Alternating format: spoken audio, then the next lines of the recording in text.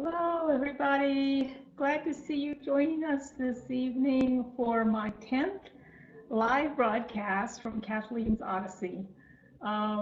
If you're watching right now, why don't you let me know in the chat that you're there and where you're calling from. Today, I'm talking about the Sacred Valley of Peru, and I'm hoping that I'm going to give you a few places to go that you might not have otherwise thought of. I like to travel a lot off the beaten path, and if you know me at all, you know that I do not like to go where there's 1,000 billion tourists.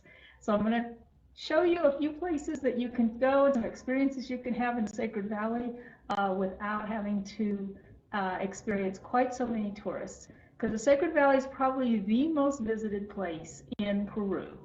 It is the road to Machu Picchu. So between Cusco and Machu Picchu, there's usually lots of visitors year round. So I think I'm gonna go ahead and just get started with the PowerPoint. Let me see if I can bring it up here. So here's a map of the Sacred Valley itself, but I'm going to back up a little bit in case you weren't here with my last broadcast to give you an idea of where Peru is. It is on the west coast of South America, and I thought it was real interesting the first time I went there that it was actually in the same time zone as the east coast of the United States. So that was where it is on the globe. Peru is a huge, huge country. If you superimpose it on top of the United States, you can see how huge it is. And that's one reason that I tell people, don't try to see all of Peru in your 2-week vacation, because you wouldn't try to see this much of the US, most likely, in only a few weeks. So choose a part of the country that you think would be the most interesting. And I like to tell people, it's a beautiful country called Peru. So there's lots of places you can go besides Machu Picchu. And interestingly enough, despite the fact that I've totally been in Peru a total of about 7 months, I have not yet been to Machu Picchu. There you go. So let's look at where I have been in Peru. Mostly I've been here in the south part. I've spent a lot of time in the city of Arequipa, some time on Lake Titicaca, and then quite a bit of time also between Cusco and Ollyantaytambo, which is the gateway to Machu Picchu. So this is the Sacred Valley, and this is the area that I'm going to be talking about today. So let's just zoom in a little bit more. Let me orient you here. This is Cusco here in the south. Pisac, if you go downhill from Cusco on this highway, you will get to Pisac. And then that is kind of the east end of the Sacred Valley.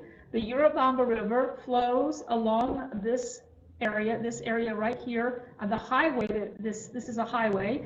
This highway follows right along the side of the Urubamba River. Sometimes that river is called the Vilcanota River. Sometimes it's called the Wilcamaya River. So all of them are, depending on where you're at, it has a different name. But I usually call it the Urubamba River. So the Urubamba River goes all the way along the Sacred Valley through to Machu Picchu, close to Machu Picchu.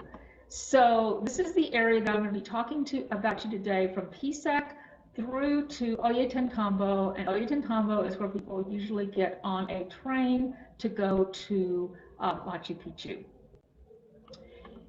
So I'm going to talk about a few of the sites that I have visited, and some of which are somewhat devoid of tourists. I'm going to talk about Cacao, where I lived for 2 months, and a lot about the walks and trails where you can encounter locals in the area, and some of my favorite experiences and places that I visited while I was there. So there's a few ways to get around the Sacred Valley. Colectivos, which are sometimes in other countries, there's like combis. Basically, they're large vans that you can just jump on at any place along the road. They're usually pretty cheap. All the locals use them, and you just tell the driver where you want to get off, and they'll drop you off. Also, I use buses a lot and moto taxis. I used in the Sacred Valley, mostly just in the towns though, because I don't like being on a motor taxi on the main highway. They're just so small. But I also occasionally will use a private taxi if there's just no other way. Because if you know me, you know how cheap I am. I won't spend money for a taxi, but I did occasionally. So first I want to talk about a little bit about walking in the Sacred Valley. So I lived in the town of Cauca, and from Cauca, it's really easy to just strike out and start walking. For example, I was here in Cauca. This road that goes up to the Lares hot springs, this road has very little traffic on it. And if you just start walking up that road, you're going to see some really beautiful views of this little valley, this watershed that comes down and joins the Urubamba River in Cauca. And this was one of the first walks I took when I was in the Sacred Valley. Just lovely, very, very, very few cars up this road. And if you decide that you want to not walk uphill, you can catch a bus for maybe a few kilometers uphill and then just walk downhill back down to Urubamba, to Cauca. So that's another way to do it. Another thing that I did a lot of was I would just pick out a place to go to along this river. On the north side of the river, there is a highway. But on the south side of the river, it's just a dirt road. And there are bridges. There are bridges frequently along the river. So you can just go across the river at one point, walk up that dirt road until you get tired or however long you want to, and then cross another bridge farther along. There's going to be another bridge farther along somewhere. And then you can, if you like, get back on, I'll go back to this map, and then just catch say you've gone from here to here, walking, cross Summer Bridge, hail a colectivo, and they'll take you back to wherever you are staying. So you can just do one-way walks all the way. So I walked pretty much this whole area from about right here and on and off one day at a time to Pisac. But each day I would go back and sleep in Cauca. So that was another way just to see this whole valley. The nice thing about going on these dirt roads, is there's going to be some villages along this side of the river as well as on the north side, and some little communities and some farms, and there's going to be people working there. I ran into people that offered me chicha, which I'm going to talk about later, and I also ran into a man who just insisted that I come back to his house. I kind of helped him a little bit to balance a bicycle with a haul of goods on it. And when we got back to his farm, he says, come in. And he very, very proudly showed me his 3 full of Kuwait guinea pigs that he was raising for meat, and his wife, in that order. And we had tea, and he ended up inviting me to come back and have Easter dinner with the village. So that was an experience that I would have never had I not just been walking along in the countryside. Now, you may say, why do all this walking? There's scenic walking in my country. I came to Peru for the sights or something different.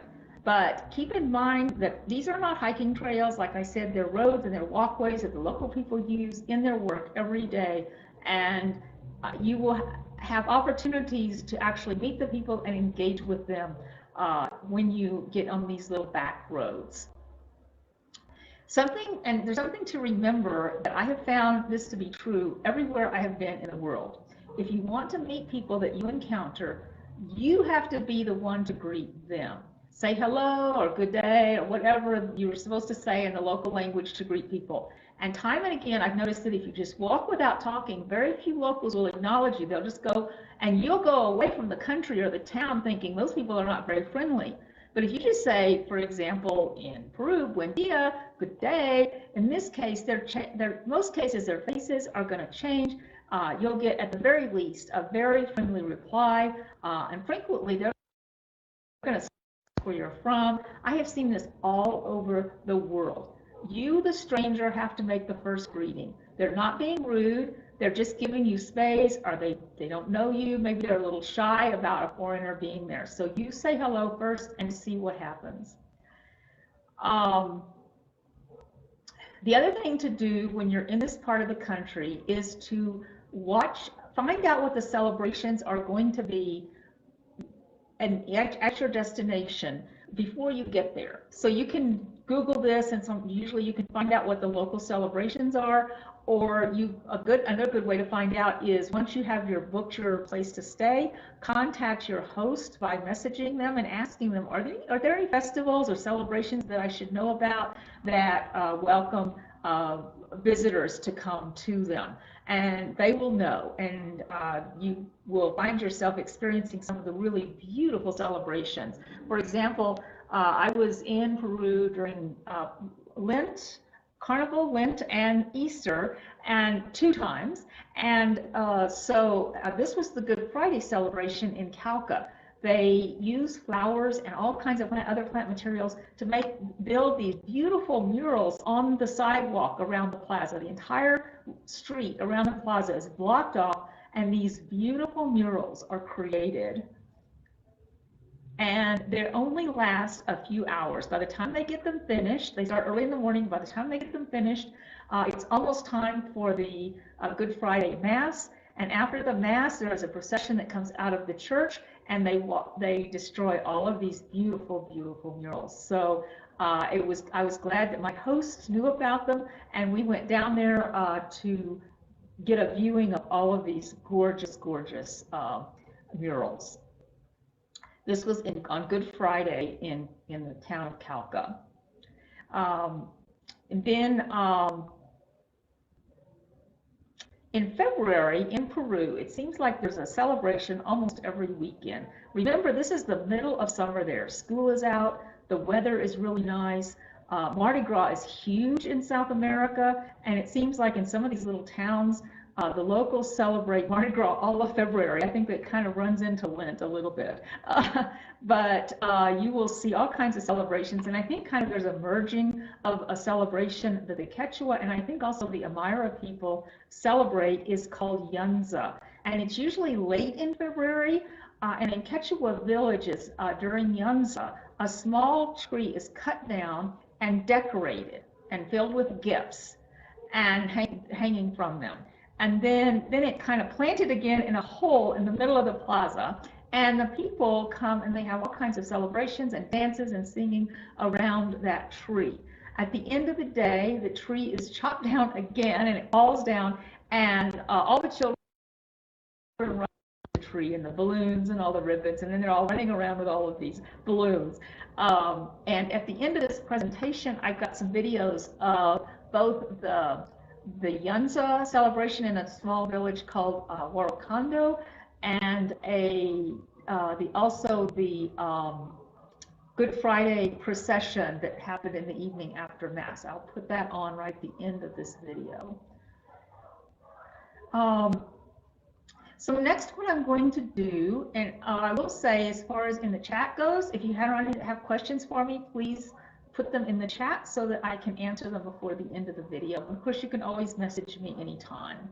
So I'm going to now talk about the places that I have been that I really like in the Sacred Valley, and I'm going to start at the east end of the valley and move west. So one of the first places that I tell people about is a fairly new place here. It's on the highway between Cauca and Pisac. So this highway goes downhill, downhill, downhill, all the way to Pisac. And about halfway down is Awamaki. Awamaki is it's a camelid interpretation center and museum. And they have lots of alpacas and llamas, which are 2 of the main camelid species in South America. But also they have a few guanaco, which you don't see too often, and also very rarely does anybody see, even in the wild, the vicuña. The vicuña are protected by the government, and they have, I think, a couple vicuña there, but normally people can't own them or have them in herds. And this is a new museum, and I wasn't allowed to take photos inside the museum itself where the displays were, but I will tell you it has some very interesting and informative displays about how the lives of humans and camelids have been intertwined in the cultures of the Andes throughout history for over 5,000 years. They are completely involved with these animals in their religion, their food, their clothing, their economy, all their cultural traditions. And I found it as a very fascinating museum to look at all of those aspects of these animals. They have some alpaca there that you can see and feed, actually. They all come over and are very curious when you come into near their pens. And they also have demonstrations of dyeing, spinning, and weaving, which you're going to see this. I'm going to talk about it throughout this presentation. They have these all through the Sacred Valley because this is a very important part of their culture. When I was there, as you know, I usually carry my spindles, my hand spindles around because I am also a spinner, although I don't even come close to being as good of a spinner as these people are. There was a young man who was a guide there at Awamaki, and I asked him if he could spin, and he said, "Oh, a little bit." So I pulled out one of my spindles because my spindles look a little bit different from their spindles, and I watched him spin this beautiful sampling of yarn, and I think he was just thinking that he's not near as good as the women that were there demonstrating, but he certainly could spin some yarn. It was quite sweet. The other thing about Awamaki that was unusual to me is that I find personally most museum gift shops are kind of all the same. There's not much difference in them, and I don't care for them. But the gift shop at Awamaki is a museum in itself with all of the displays of weaving and local crafts there. I think they've done a really very beautiful job, and it's worth going into just to go around and see some of the most beautiful woven rugs that I saw in Peru. Some very traditional motifs and some very, very modern. So it's worth walking in there. So here's the website for Awamaki. Every place that I mentioned today and all of the accommodations, etc., everything that I mentioned today, I will have the links to them in the video notes, so you don't have to scramble to write all of this down. So the day that I visited Awamaki, I decided that I was going to walk from that location down to, this area, down to Pisac, because there's another little river, a small river that runs down this highway as well. In the Sacred Valley, there is water everywhere, and that's why it's so beautiful and green. So I decided to walk, I think it was about 8 kilometers from Awamaki down to Pisac. I shortcutted the switchbacks at the end and took another trail, a walkway down to the village, and crossed the highway and joined a colectivo to take me back to Cacao. That was a beautiful, beautiful, another beautiful walk. Lots of interesting architecture. The river flowing down had created this nice little gorge, and it was all downhill, so it had kind of everything going for it. So when you get to the beginning of the valley here, you'll encounter the town of Pisac. I didn't spend much time in Pisac when I went there. The market is very touristy. There's a lot of tourists that come to Pisac, and it was not something that was particularly interesting to me, although there are above Pisac, there are some interesting ruins that some people might enjoy going to. So let's continue on west, and my next thing I'm going to show you is Huchy Qosqo. Huchy Qosqo is up on the rim of the Sacred Valley. Now, the base of the Sacred Valley starts at an altitude of about 9,600 feet.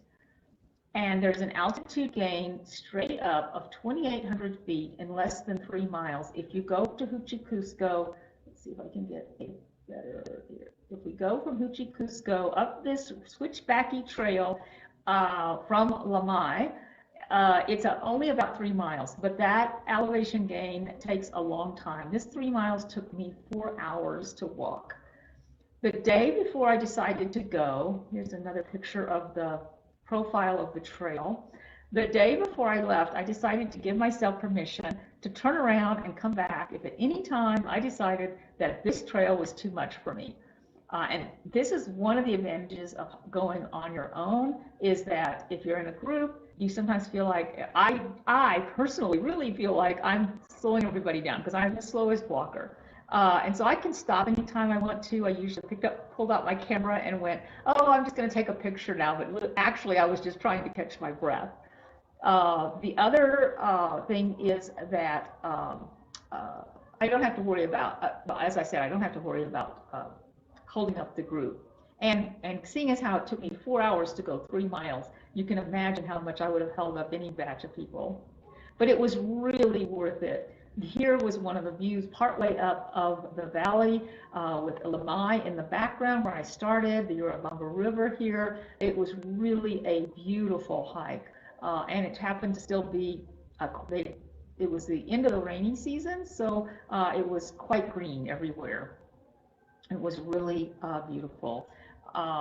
The only thing that was really disheartening was when I would get around a switchback, I would find there was another switchback waiting for me. It seemed like, I think there were probably 30 switchbacks in that hike.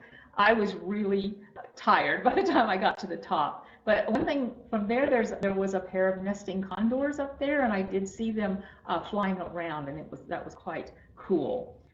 So then I arrived at the ruins at the top of at the rim of the valley, and lo and behold, what did I have to find was 7 agricultural terraces before I could get up to the main part of the ruins.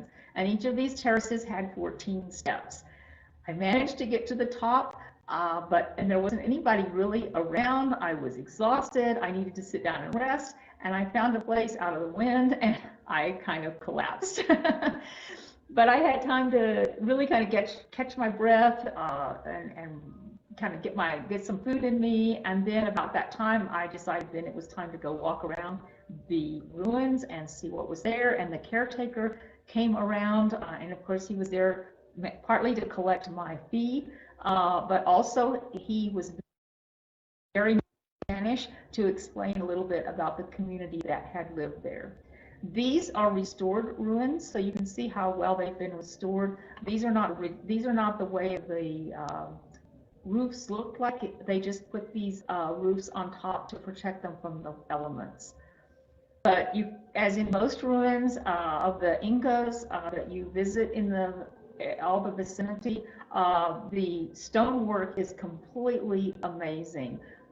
Many times you can't even put like a sharp knife or even a slip of paper in between these stones. They are so tightly put together, even though there are lots of different sizes. So then it was time to come back down. I got some more beautiful views of the valley.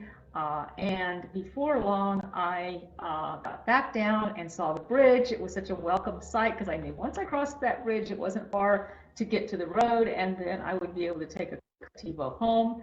I bought a beer on the way back to the guest house and had a celebration with my friends there that I had made this hike. I wasn't sure when I left if I was going to be able to do it. Now, if you want to go to Huchy Qosqo, and Huchy Qosqo is a very cool ruin, partly because there's not very many tourists go there, because you can't just take a car or a bus to get there. You have to walk or take a horse. So there are other ways to get there if you don't want to go all uphill. You can make your way to this little village of Patabamba, because there is a road up to there, and then there is a trail from Patabamba over. So you could take this trail and then go downhill to Lamay. And there's another trail that I have heard about, I've seen some pictures of, that go from Chinchero. There's a little lake here near Chinchero, and you can go from there. And this is pretty just rolling hills type walking to Huchy Qosqo, and again go down. Some people actually even go from Cusco and camp overnight. They will walk all the way from Cusco, camp overnight at Huchy Qosqo, and then go down. You can also hire a guide. Some people like to have a guide to explain things with them. And you can also hire horses if you want to take you on the trip. There's also a great post about how to hike Huchy Qosqo along this trail on your own without a guide. I'm posting that website, that post link in the notes to the video. So in case you want to learn about that. So I'm going to talk a little bit about Cauca, where I lived for 2 months. I stayed in a really lovely guest house called Wilcamayo. I have a link to this guest house. It's very inexpensive, and the hosts are really wonderful. The man is American, and his wife is Peruvian, and they have a lovely guest house there. Here's another photo of his compound. He built the entire place himself out of adobe. Wonderful kitchen there. And if you'd like to know more about this guest house, in my broadcast about shopping, cooking, and eating, which was a few weeks ago, you go to that broadcast, you will learn a lot more about Cauca and the market in Cauca. I really love the market. It's a very traditional market. I think the whole 2 months I was there, and I did most of my grocery shopping in this market, I think I may have seen a couple of tourists the whole time. And I got to know my own special vendors there, and I really enjoyed shopping in that market. And again, a lot of information about this market can be found at that shopping, cooking, eating broadcast that is in my live broadcast playlist on my YouTube channel. Another place that is near Cauca, it's actually only a few blocks from the guest house Wilcamayo, is the Apaluya Center for Andean Culture. This is another place where you can learn a lot about the people and the history and how the indigenous people live every day. They have workshops about Andean music, weaving, knitting, the Quechua language, the religion, and much, much more there. And I was able to take a half-day natural dyeing workshop with them, which was really wonderful. But I recommend them if you'd like to have some experiential things there to learn more about the cultures of the Sacred Valley. Right now, this place, like some of the others that I'm going to mention, a lot of these places, of course, right now are closed down. Many of them have actually have had to shut down their websites, etc. But Apaluya's website is still there, and if you contacted them, you could get more information. So I do encourage you to contact Apaluya if you want to go there in advance to be sure they've started their workshops back up when you get there. I'm sure that many of these places are going to be starting their businesses up as soon as they can, as soon as they can have tourists there. I will say that David and Mabel, who are the owners of the Wilcamayo Guest House, are good friends of the people that run the Apaluya Center. So you can just tell them you would like to learn more about them, and they'll take you right down there so you can meet them. Another place to go, which I have not been to, but I've heard wonderful things of, is if you continue on this road up to the town of Lares. There is a hot springs there and lots of hot pools, and out from the town you can take lots of little day hikes. It's worth maybe taking a day or two excursion to enjoy. It's a 3-hour bus ride from Cauca up to Lares, so you probably would want to stay overnight unless you have someone that can drive you. So that is some place that when I go back to the Sacred Valley, I'm definitely going to make a trip to Lares. So another place that's near Cauca is the Incari Museum. It's very close. It's only about 3 kilometers outside of town. You could walk there. And the cool thing about the Incari Museum, they call it Museo Incari, it is run and it was created by a family of artists. And they wanted people to learn that the Incas were the only culture in the Sacred Valley or in Peru. The Incas did not even come along until about 600 years ago.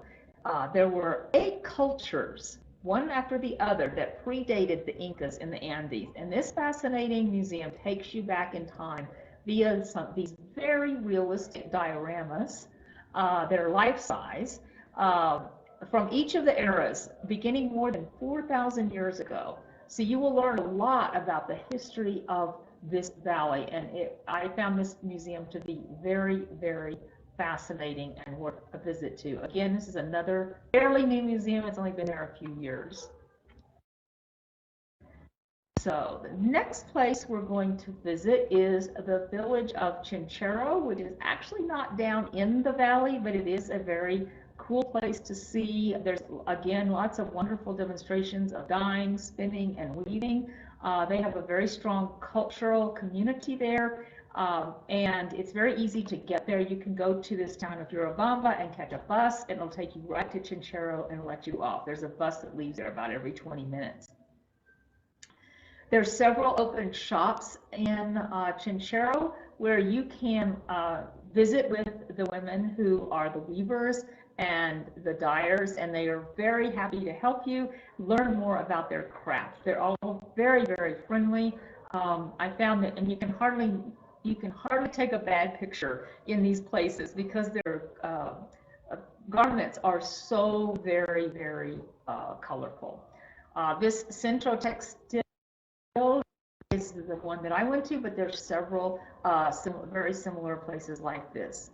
Also, their market is open on the traditional general market is open on Tuesdays, Thursdays, and Sunday is the busiest day. And it's a really cool market to go visit. You'll see a wide variety of food and even everyday objects for living, as well as a lot of the crafts are there.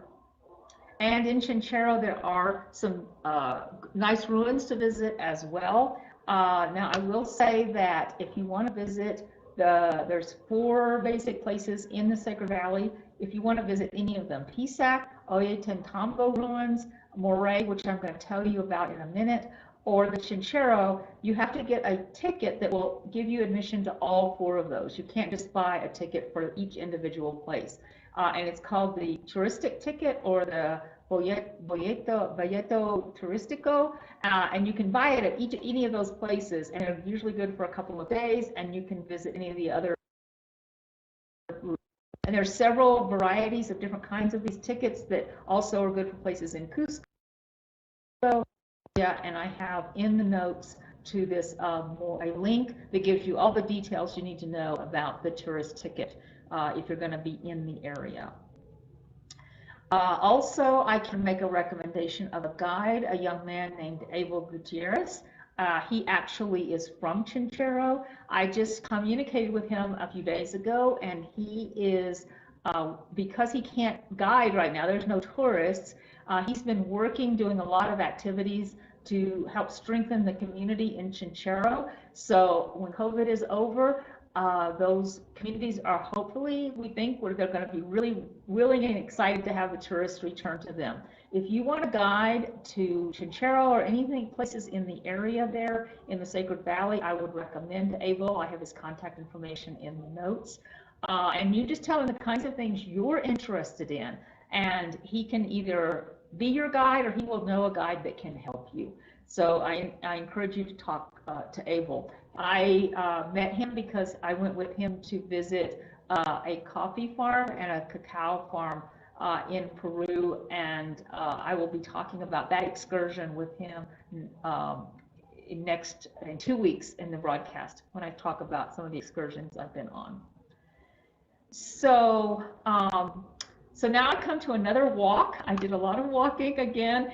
This was one of my, I think it was probably my favorite walk in the Sacred Valley. And this was this little trail that went down from Chinchero. You can walk down and come to the Urubamba River here at a little town. It's called Urquilos. It's a stunning and very tranquil walk. The first thing you do is you walk along the side of the ancient agricultural terraces to get to the trail. If you'll see this lady here in this picture, she has an orange jacket. She went with me. I met her. She was from China, and I went with her on this walk. And you'll see her pictures all through these images. That orange jacket just looked so beautiful. So we were together going down hills. It's about 5.5 miles downhill, 9 kilometers. You start just north of Chinchero, and then as soon as you pass those terraces, you're in the forest and following a creek down into the valley. It is beautiful. It is almost magical. It's so cool and comfortable down there and shady. Um, the nice thing about this walk was the whole time we were walking until we got too close to Urquilos, we saw one farmer and his dog, and that was it. So it was really a lovely walk, lots of waterfalls, lots of wildflowers.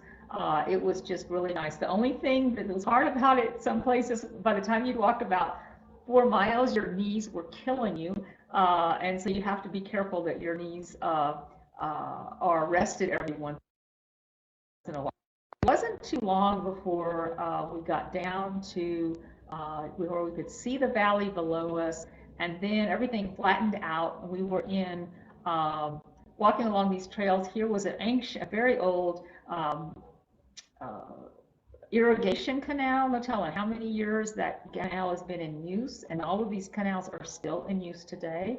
And we walked through eucalyptus forests, which have been planted for building materials and for firewood.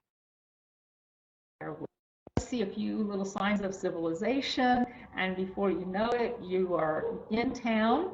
You pick up a few dogs that will follow you for sure, and again, the bridge that you're always looking forward to crossing, catching a colectivo, taking you back to your guest house. It was dark by the time that we got back to Cauca, and we were starving. We'd taken a lunch with us, but we had burned a lot of calories. So we found the cafes that I had been in Cauca were closed, and I saw one that was really crowded, and I said, well, I've seen a lot of people eating in the, and they served us this really good soup in it, floating in it, and it was so good and hearty. And then this was a menu. So menu in South America and many Latin American countries, you can go in and you just order the menu. Whatever they're feeding you that day is the menu, and you get a first course and a second course. Sometimes there's a choice between courses, and then you'll get a dessert and a drink all for one price. Usually it's pretty inexpensive. So they brought out the second course, which was rice with an egg on top, more French fries, potatoes with every meal in Peru, and some roasted plantain and a salad. And like I said, I got some tea and dessert. And when he came to the table, he told we assumed it was 10 soles for each of us. So we each gave him 10 soles, and then he left and he came back and brought us 5 soles each. So this was a 5 sole meal. 5 soles is less than $2 that we ate. Plenty of food. So you don't have any excuses to go hungry in Peru. The food is plentiful and very good. So the next places, as we continue on west, are the ruins at Mirai. Again, you need the tourist ticket to see Mirai, and a very interesting place called the Salinaris. You don't need a tourist ticket there. They have a separate entrance fee there because it's not exactly ruins, but kind of ruins. I'll get to that in a minute. So Mirai I will tell you that all of this area, if you look here, I'll say I have all these little dotted lines. All of this area here is wonderful walking. So you can walk up from the Sacred Valley to the Salinaris. You can walk to this little town of Maras and catch a cab, or you catch a bus that will take you back down to Urubamba. So there's lots of options for walking, and you really should walk in this area. It is beautiful. You're going to be going through these beautiful fields of wheat, probably some quinoa or corn, all along there, and there's nobody out there. Very few people walk on these trails. So I encourage you, if you go to visit this area, look into walking part of the ways around in their area. So this is Mirai, and the interesting thing about this was that it's believed that it was probably an agricultural research site. The people could during the Inca Empire, they could study the various microclimates based on the altitude of the terraces as well as which direction they faced regarding the sun and the shade. And this, it has been determined that this site simulates about 20 different microclimates. So it's very interesting. When you go to visit, you can walk all down into these terraces, and it's quite interesting. And then the other place to visit, which I think is probably one of the most interesting places that I found in the Sacred Valley, is the Salinaris. And the Salinaris is actually a salt farm. These are terraces. They have probably been in use for as much as maybe 1,000 years, because this mountain here is basically one giant salt mound. And there's a spring that emerges that's very salty. And somebody learned sometime along the way that if they channel that water from the spring through different various canals and channels, that they could have the water go out to these little ponds in terraces. And these are shallow, and so it doesn't take long for the water to evaporate, and then it's very easy to harvest the salt. These mines have anybody in the community who wants to learn to farm salt. The owners of the salt ponds have to be members of the community. The size of the salt pond is assigned to a family depending on the size of the family. And there's oftentimes from year to year many ponds that are not being used, and so they are available for other people to decide that they want to farm them.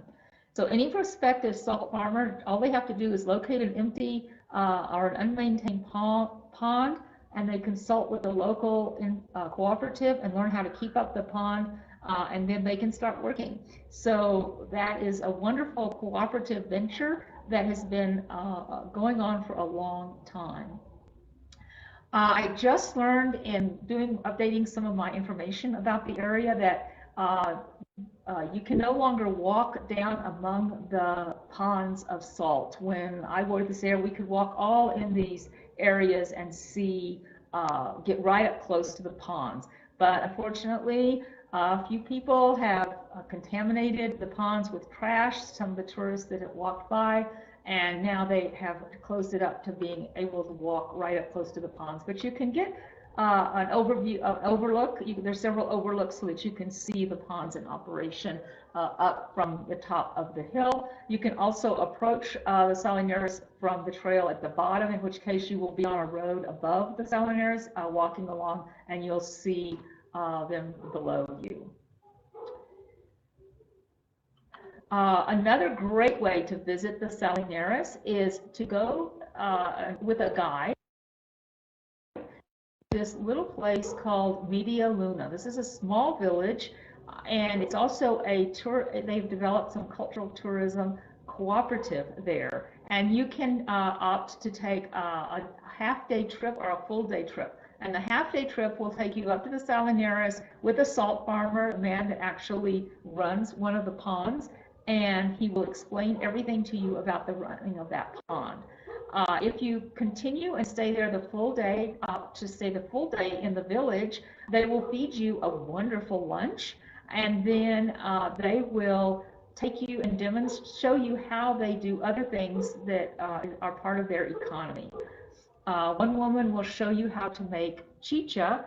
Chicha is the corn beer that you will find all through the valley. If you're walking down some of these lonely farm roads and go through a community, you will probably see people sitting around outside drinking chicha, and it's very likely you're going to be offered some. One day I was really hot, and some people were out working in their yard, and they came out and they were drinking chicha, and they said, "Do you want some chicha?" So it was really a nice, refreshing thing to have. But these women, this is made from sprouted and then fermented corn. and then made into a beer. It's not quite as strong with alcohol as what we think of as beer, but it's kind of sparkly from the fermentation. And the women work on this cooperatively. Chicha is made by individual women in their homes. And what they do in the village is they will cooperate with each other so that, because it takes several days for chicha to be made, is that they won't have all have their chicha ready on the same day. They will cooperate, and one or two women will have theirs ready one day, and then another household will have theirs ready on another day. And when you're walking through the villages, you know who has chicha ready because they'll have a red flag outside their door, and that's the ones that you just go up to and you can buy some chicha from them, and they'll just fill you up a glass right there. Yeah, it's quite a wonderful tradition, and I recommend it highly that you try some chicha. The other thing that they show you is how they raise guinea pigs, or what they call cuy, for meat. And then they you'll see more weaving demonstrations. They actually allowed me to sit down at the loom, and I want to tell you, it's a lot harder than they make it look when they're working on it. And we had a great demonstration again of dyeing yarn using natural dyes. This red is called cochineal, and it comes from actually an insect that is parasitic to the cactus of the area. And their bodies make this very bright red dye, which in history, once it was discovered in Europe, cochineal was discovered in Europe, it became a very valuable commodity and import item from the New World. So then the last area that I'm going to talk about is Ollyantaytambo. Ollyantaytambo is a very nice, cute little village. It's nice for just walking in. You can just walk through the streets. You see the irrigation canals alongside, the old ancient architecture. This is a very, very, very old city, our little town. The one thing you want to do if you're going to visit Ollyantaytambo is visit it early in the morning or late in the afternoon, because in between there's usually lots of tourist buses there and it can be quite crowded. But there are some great places to eat there, and if you go there and have like a breakfast and then walk around the village, it can be a great place to visit. There are some ruins there at Ollyantaytambo. Again, you need the tourist ticket. I'll show you a picture of those ruins here across the valley. This was a temple and a fortress, and it's worth visiting if you're in the area and if you're not tired of seeing ruins one after the other. We visited the ruins opposite on the side of the valley from where this picture was taken were these ruins that were actually a part of that community. These were it's called the Pinkuluna, and these were the storehouses for the grain. And if you can imagine, they filled these storehouses with grain. These were huge buildings.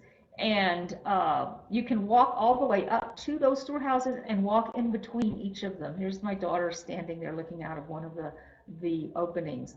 They chose to put their storehouses, and oftentimes they use these storehouses for potatoes so that they could be dried, because in the wintertime it gets quite cold and very dry. It's really actually for potatoes, it can be just like the original freeze dry. They freeze dried their potatoes.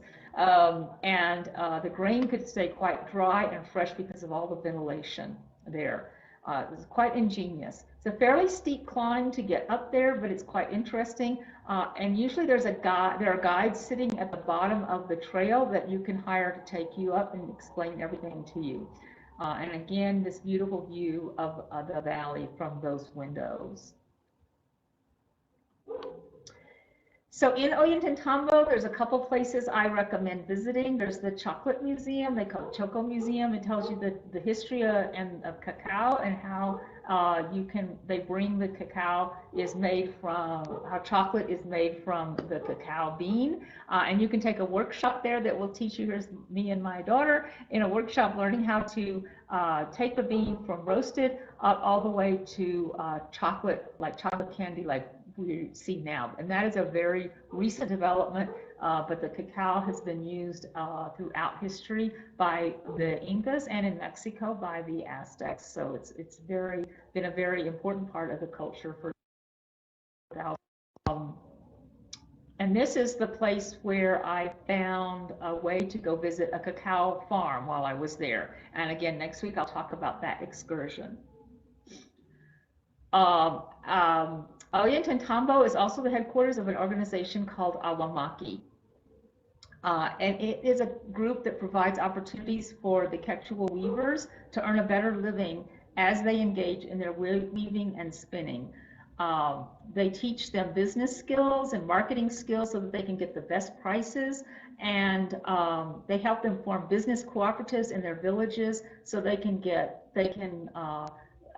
have the best opportunities for earning a living. And the women's income in these villages has really gone up. Many of them are excited that they are earning money that will help them get better education for their children there. I watched a video recently where the mother was talking about how she was so glad that her children were able to go to school because she couldn't read or write, and she's a young woman, she's maybe in her 30s, but her children were going to get a better education, and it was because of these kinds of programs that are found in the villages.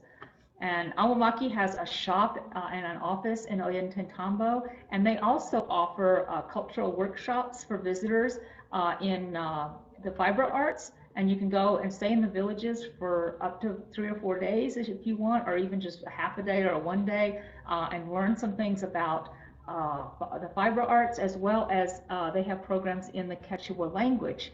I will say that they don't now. They will have, once COVID is over, they will be starting them again. I recently contacted the woman who's the director of Awamaki, and she said, of course, that they will be reopening once COVID is over. So, but another thing I wanted to point out about the shop, interestingly enough, is that there is a book that you can purchase in that shop about hiking trails in the Sacred Valley. And so I recommend that you get that hiking book from them when you first get to the Sacred Valley, and that you will find that you'll be directed to trails that very few people even know about. So they're not going to talk about the Inca Trail or the Sagantay Trail. They're going to be talking about the trails that hardly anybody goes on. There's a lot of day hikes there and some multi-day hikes as well.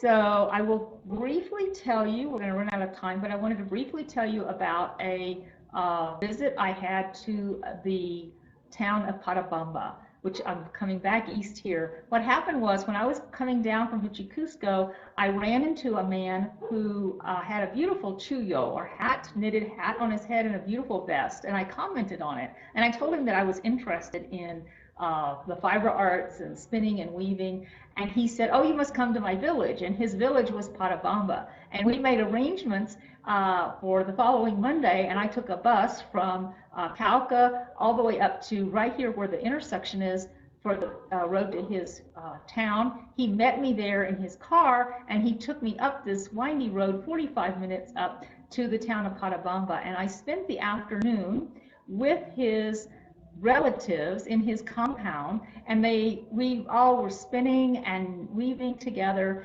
and knitting together. This young woman, she and I were sharing knitting techniques, and they took me out and had me help them pick dye plants. And this young lady here, she's about 12 or 13, she was really fascinated with my camera, so I just handed her the camera and I said, take pictures. She was my photographer for the day, and she came up with some beautiful candid photography. I think she should become a photographer. She made a beautiful, some of my favorite travel photographs are from the ones that she made. They had me put on their shawl and their hat, and showed me how to use a backstrap loom, which is very challenging, I will tell you. And if you look in this picture, this lady here, I'd taken my hat off and put her hat on, another hat on, and laid my hat back there. This lady is stealing my hat, and in the next photograph, she's wearing it, which I think is one of the reasons these ladies are laughing, because I just had noticed that she had taken my hat. So, So anyway, that's the kind of experience you can expect when you do things like greet people on these trails and walk on these back trails. You can get experiences that you would not even believe would happen. I understand now that Patabamba has actually developed their cultural tourism. When I went, they were just, I think I was kind of their guinea pig because they were just developing these cultural tourism opportunities. And I think now they have more of this where you can learn about the dances and the music if you go and visit Patabamba at this time. So I would certainly check out that if you're going to be in the area. So if you have any questions, put them in the chat now because I'm just about wrapping up. I do want to put a plug in for my book, Dream Plan Travel, because I decided that we're starting to see the end of COVID coming, and it's a great time now to start planning your trip. And this book will tell you how I travel. I get a lot of questions. How do you travel independently? How do you find the places to go? How do you afford it? Those kinds of things. And that kind of thing is in this book. And I have an ebook version that's available right now. And I'm celebrating that. We're seeing the light at the end of the tunnel for COVID. And if you go to my website here, Cathleen'sOdyssey.com/DPT, you will see a lot more information about the book. You can even read the introduction to it. And if you would like the ebook, I've got until April the 25th, I've got it on for half price. So for $5, use this coupon code EndOfCovid-DPT. This information is in the notes. You can get a copy of my ebook for a pretty good price. So let me think about what we're doing next. I want to invite you to join me in 2 weeks. I'm going to be talking about some of the times. I know that most of you know that I rarely hire a guide. I did speak about some guides. I'm a very cheap traveler, so oftentimes I won't hire a guide. Part of the time, I just don't want to be in a group of people that get shuffled around from place to place. That's the biggest problem I have with guided excursions. But there are times when they come in very useful. And in 2 weeks, I'm going to talk about some guided excursions that I took in Peru that were really worthwhile. And I will give you more information about those at that time. So I invite you to join me. Please invite your friends that may be thinking about going to Peru. You can see these broadcasts that I've done so far. Last week I did one on more southern Peru. Invite them to watch them in the back replays that are on my YouTube channel, also on my website. And invite them to come along next week as we talk about excursions in Peru. So for my ending video this evening, it's a very short video of the celebrations of Younza, which I talked about where they dance around the tree in the village of Huchuy, and then also the Good Friday procession in Cacao. Now, when you watch the dancers at the Younza celebration, if they seem like they're kind of erratic and they really don't know what steps to take, it's because they're being pelted with water balloons. So what happens at this time of the year is the kids and the people, it's kind of a very long tradition. They used to throw eggs at each other, so I guess the water balloons are better, but they throw these balloons all over the place during the carnival season. In fact, when I was in Puno, I almost got drenched with one being thrown from a balcony there. So you never know what's going to happen. But these dancers were really being pelted with water balloons. So that's why their dancing looks a little bit crazy. And in the last scene, the villagers are carrying the crucified Jesus in a brightly illuminated glass coffin. And I hope that was quite interesting. So that's what you're going to see in this video. Thanks so much for joining me. I will see you in a couple of weeks. If you have any questions about any of these destinations, please don't hesitate to contact me.